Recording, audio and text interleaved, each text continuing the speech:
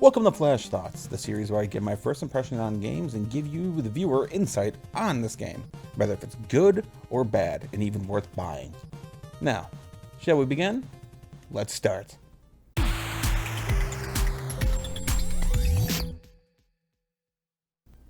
Vampire Survivors released as an itch.io title on March 31st, 2021, and later under early access on Windows via Steam on December 17th, 2021. And version 1 finally released on Xbox, mobile, and of course Windows on October 20th, 2022. But the question in hand is it worth buying? Or was it on its way to Konami's lawyers? Let's find out.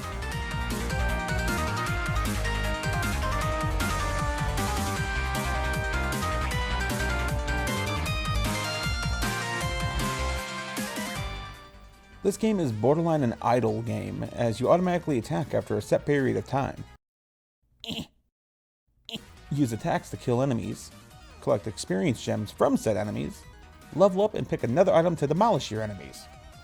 Some enemies may drop a chest ranging from 1, 2, 3, and 5 item rolls on top of the gold that you get from it. Rinse and repeat for 30 minutes until the spooky skeleton robe swoops in, then soil yourself, and when you realize that you can't buy anything and have to run through all this over and over and over and over and over again. The game currently has 49 playable characters, each with their own unique starting weapon and passive ability, with some wearing off after some time, while others have permanent abilities, like Gennaro Belpiece, who has a permanent +1 to projectiles, giving you an early advantage with having more DPS. Another interesting character is Mortasio, who gains an additional projectile after every 30 levels. Poeracho has the benefit of having a larger AoE for his garlic, while it slowly whittles down over time back down to a default state. And that's just to name a few of the abilities. Now, from the footage you've seen in this video, you're probably thinking, damn, this is awfully close to Castlevania. And to that, I say yes, you're right. This game bears so many resemblances to the series, down to the character looks, to the weapons themselves.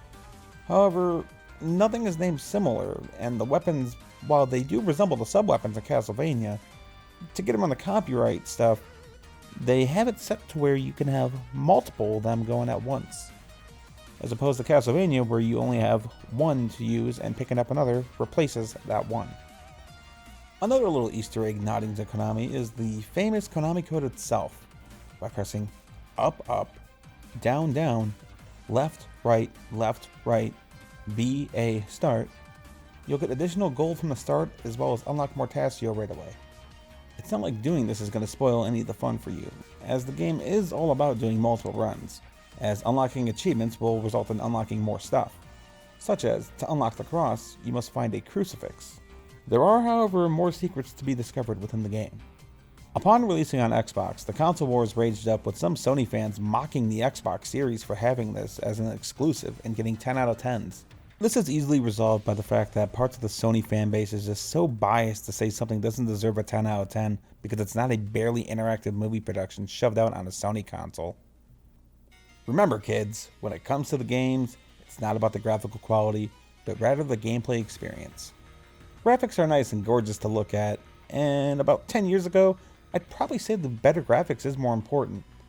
However, I slowly changed over time to appreciate the value of the game, of what it offers in terms of content, and how much the content is worth. So the question still stands. Is Vampire Survivors worth buying? To that, I say yes. Yes it is. The game is relatively small in size and under $10 for buying it at full price. And that's even including the legacy of the Moonspell DLC content. More on that in the short video set to release soon after this one. Anyway, the name's Shadow, and I'm out.